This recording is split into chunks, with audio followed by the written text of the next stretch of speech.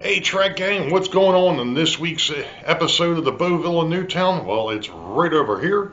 Stand by and we'll get into what's happening this week.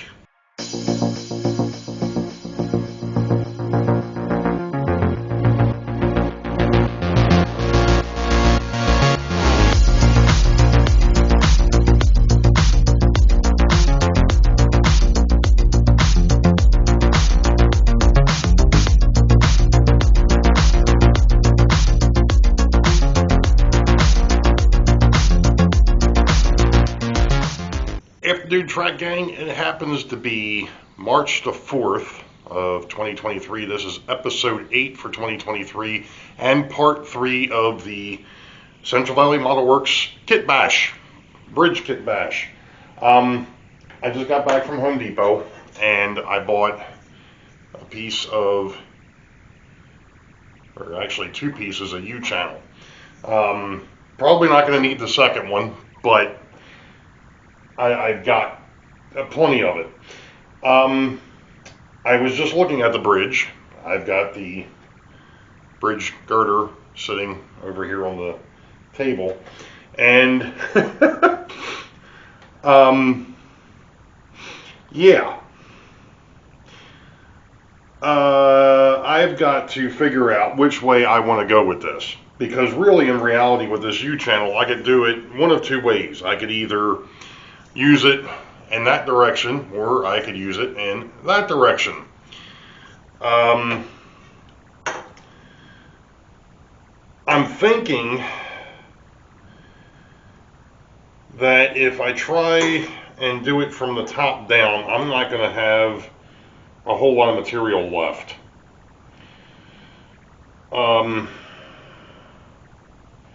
In actuality, if I even come up from the bottom, it's probably going to be about the same way. The only thing that would be nice is if I came in from the underside and cut this, I do leave myself with a little bit more material at the top. But the more I think about this, and what I'm trying to accomplish with stiffening this girder up, it might be easier to come in top down.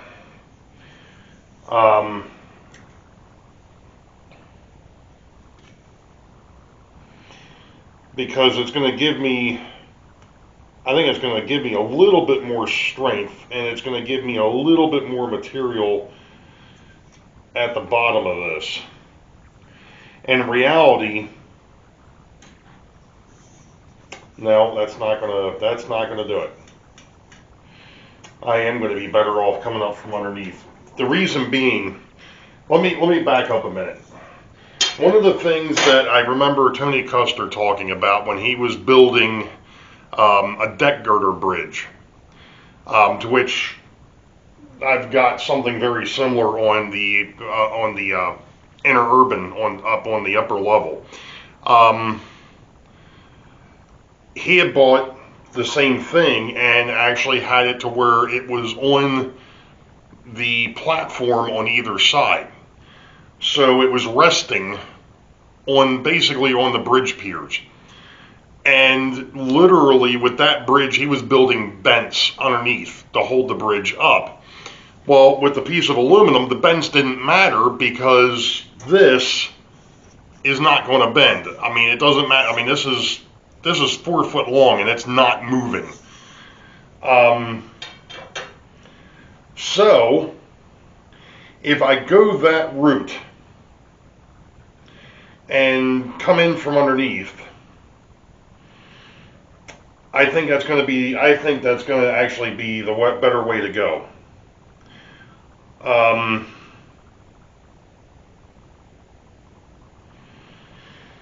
Because I can put this on the bridge piers on either side, and that's going to give me that strength, and that's just going to hold the whole thing up, and it'll be the flat side would be against the bridge pier, and then the open side would be facing up. Now, really, the Backing up again, in reality, I could probably do this either way, and it's still going to give me the strength that I need across the board. I do realize, looking at this now, though, these inner bracings that are in here that are open, I'm probably going to have to take those out for this to work. Otherwise, when I cut into them, they're not going to, because they're really not, they're there for side to side. I don't think it's really going to do me any good to keep or leave them in there, because when I get finished cutting into them, there's not going to be a lot left. Now, these pieces that are going to be holding up the truss on the one side, I have to make sure that I have enough meat left on those, either way that I go, to make sure that they're going to hold up the upper structure. And really, at that point, the upper structure isn't really doing anything. Now, I'm going to back up one more time, because one of the questions that came up after episode 7 was, do you think the truss would help with the stability? Well, that's a problem. This is all glued, and it's in pieces. There's multiple pieces to this truss. And the reality of it is, at one point in time, I mentioned that I hit it with my hand, and these are somewhat fragile. They've already come apart because of the fact that I hit it. Do I really think that having that truss member across the bottom is going to stiffen up the bridge deck enough to where that 282 isn't going to cause a deflection? I don't want to rely on that, because it is pieced and it is glued. Theoretically, it should hold, but like I said, considering the fact that I kind of damaged it at one point, I don't want to rely on that. That's number one. Somebody else had mentioned, hey, have you checked that 282 on the new bridge? Yes, I have. There's little to no deflection on that, and that's because those stiffeners go all the way to the ends, and they're on either side, not down the middle. So the deflection, there is still a little bit of a deflection, but it's not much. Thus, the reason why I actually bought 2 of these bars, because if nothing else, I can also go ahead and throw one up underneath of the new bridge too and do the same thing. So with that being said, we're now at the point, and I actually did look today, because I've had another thought, and that was to put a brass rod or a steel rod down the center of the beam to help stiffen it. I actually even thought about taking a piece of square stock, square aluminum, and doing the same thing. The problem was they didn't have enough of that small enough square aluminum to do that. That would have been neat to go ahead and put that on either side of this bridge, glue the 2 of them together, and have that structure hold the whole thing together. That would have been cool. That would have saved a lot of hate and discontentment, but they only had one piece, and it was 3 foot. This is 20 and a half inches, I think it is. So back to the C channel or the U channel, whatever you want to call it. Like I said, considering the fact that I've seen this done before, I think this is the way to go. The thing is actually getting it into this structure. That's going to be the trick. And keeping somewhat some of the integrity of this thing as well. We'll see how that plays out. But I think that is the next thing, is to, I've got some spare parts, and I think what I might do is go ahead and cut one of these spares up before I start cutting the bridge itself up, so that way if I screw something up, it's not gonna be too catastrophic. I've actually got 3 of these. Well, really, in reality, only 2, because I've cut one of the ones up that came from the other bridge, but I've got 2 of these because I replaced them. And I can use these to see if what my intent is going to work.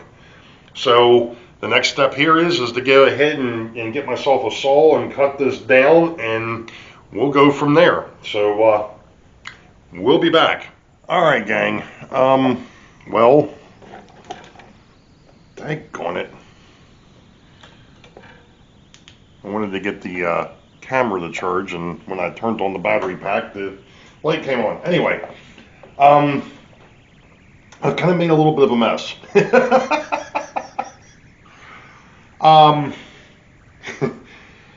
Really, in reality, trying to figure out how the heck to get this to do what I wanted it to do has been a little bit of a pain. I originally had thought about just cutting a wide gap, if you can see that, in the middle, and letting it do that. But when I looked at that, that's not going to work.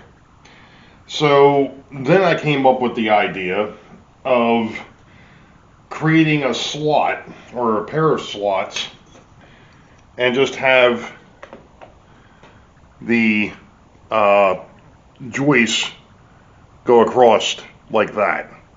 So it sits in the channel and it's flush against the bottom. This has turned into a bit of an exercise in trial and error, and a lot more error than trial, I guess. Each one of these that I've cut so far has come out a little differently. And I'm not 100% sure as to why. And to be perfectly honest, once I start putting all the pieces together, this thing isn't going to go anywhere anyway. So I'm not overly concerned about a little bit of movement, because it had that before. I did have to break the bridge up. I mean, break it up, unfortunately. One of the other things, obviously, that was noted was these here that went in between the beams, and I don't know if I can figure out a good way of, it's just going to be shadows because of the fact the way we're sitting here. All right, there we go. What I'm actually going to do is I'm going to turn these upside down once I get into this. And I think I am going to have to turn this light on, so pardon me a minute while I do that. Actually, I got to hit the battery pack, then I can turn the light on, and I can change modes, and now we can get a little bit better look. So what we've got are these. I'm going to turn them upside down so that the way that they're supposed to sit in between is like that. I'm actually going to put after I throw it on the floor, I'm actually going to put the thicker part towards the top, because that'll give me a little bit more room, and I have no idea where that part just got off to. And this is the reason why I wanted to work out here, not back at the bench, because I figured I'd be able to find things easier if I dropped them. No such luck in that department. Where the heck could that have gotten off to? Oh, there it is. Never mind. I see it. I see it. It's over on this side of the legs to the table. Anyway, all right. So that's going to be the thing. Now, I've already cut 4 of the 5. I've got the last one here, and I'm going to kind of try to show what I've been doing to get this done. So I've got this little piece of wood here, and I've already scored, and of course, I've already scored the plastic.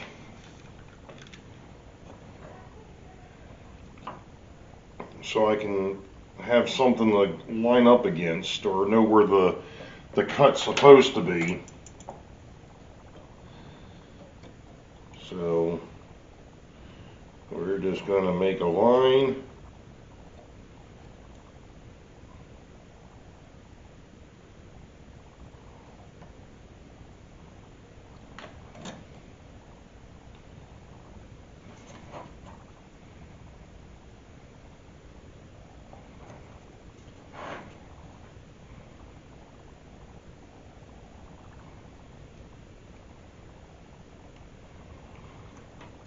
So what I tried to do is base this off the last one that I did. And it's not easy trying to hold the part and then hold the straight edge and the piece of wood all at the same time. Alright, so now that I've got some score marks, now I can come in with the knife and continue to follow said score marks until I get it to a point where I think the line that goes across the top is supposed to be. Now notice I say close to where I think that line is supposed to be that goes across the top, because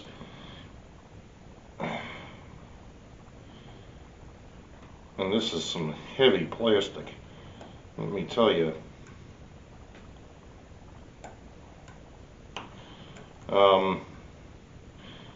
Because what I do after I get these score lines in here, and I think my knife is starting to dull, so it's getting to be like my personality at this point. I've already changed the blade once.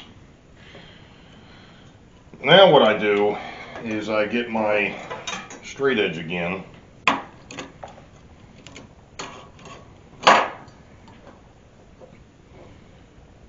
and then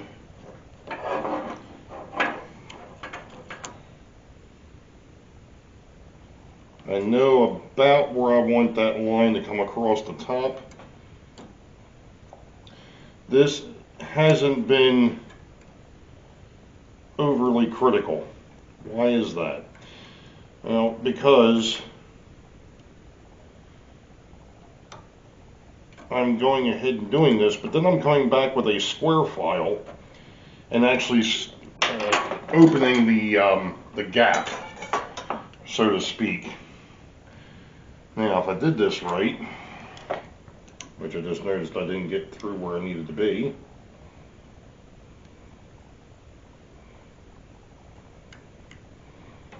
was close.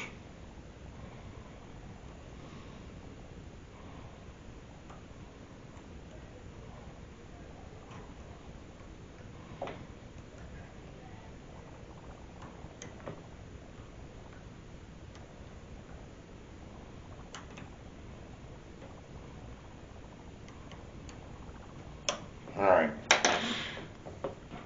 now I should be able to snap out these parts that I just cut. There's one, and there's the other. Now, I've got this wonderful square file, and then what I'll do is I go in here and I clean up the edge a little bit.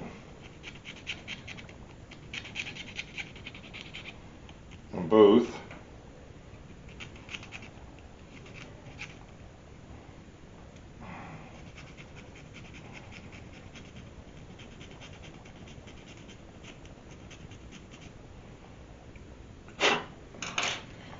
And then we bring over our piece of unit channel and we see if we actually got it, and we don't.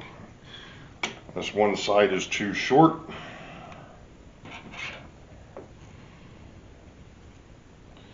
So it needs to be filed out some more.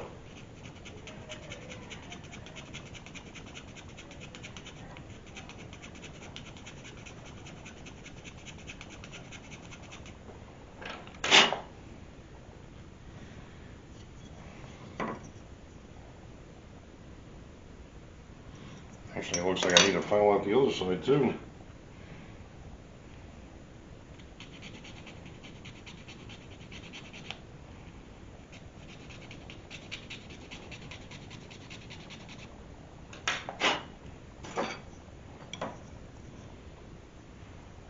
Alright, perfect. Now, what I'm doing is I'm going to take one of the old ones, or one of the ones I've already cut, and make sure that I have a decent alignment between these two pieces, and I can see this one actually has to slide that way a little bit. So what I'm going to do is I'm going to take my square file again. I'm going to try and just file this. I've been finding that sometimes I can file it open a little bit and get what I need, or if worst comes to worst, and it looks like I'm going to have to go that route with this one, I take my knife blade and I just take some more material off.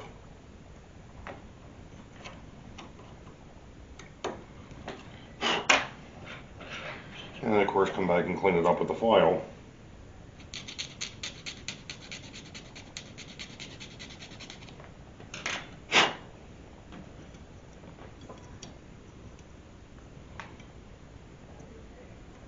And there we go. Okay, so now those are evened up. Alright, well, the next part is going to be, now I've got all those straight, is going to be cutting these up so that it'll fit around this thing as well. So that'll be my next part, and then I'll show you what it looks like when I get it all back together, because that'll be the next step. As soon as I figure out what I do with the remote. Well, there we are. I've still got to put these guys in here. They're gonna just, I gotta clean them up a little bit first, but they're just gonna go in there just like that. I just noticed, I think I'm gonna have to file them down just a little bit to get them to fit the way that they're supposed to. But this will just help the centers. Actually, that one there's fitting pretty good. This one here is just up a little bit, and I don't know why that is.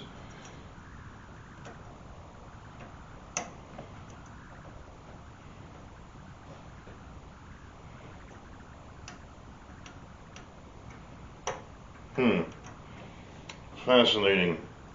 This one here is fitting pretty flat. This one here has got a little bit of a bump to it, but I don't know if that's really going to cause an issue or not. I'll have to go in there and take a look when I take it over and see if it's going to work. Now, you're going to notice one thing here if I go to pick this up, and that is the fact that there is no strengtheners in the middle. I decided to do away with them because of the fact that I had to modify this thing so much to get the U channel in here. There's really no point in having the stiffeners in there anymore, because this is going to take the place. So what do you say we take this thing over the layout, put it back in place, and see what we get when we put the 282 on top of it. Alright folks,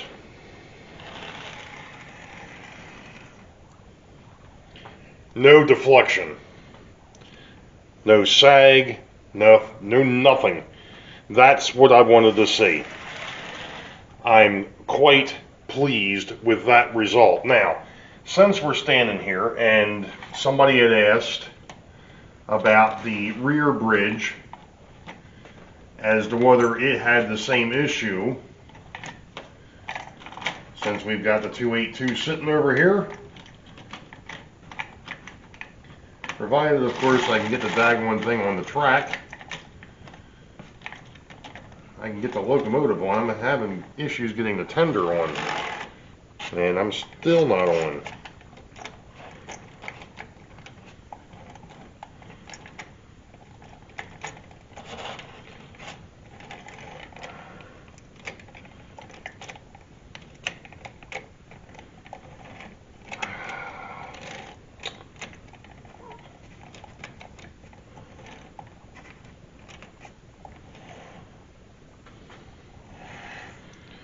There is very little to no deflection on that rear bridge, unlike there was on this front bridge. Now, with the modifications that I just got finished going through with the front, I'm probably still going to do the same thing to the rear, just because I see the benefit.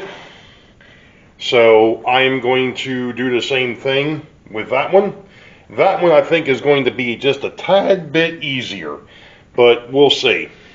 So that'll be the next step. Okay, Track Gang. Bit of an update, and then I'm going to go ahead and end this this part of this video. So this is part 3. There's going to be a part 4 because I ran into something else, and I decided that I was going to take a slightly different approach to this.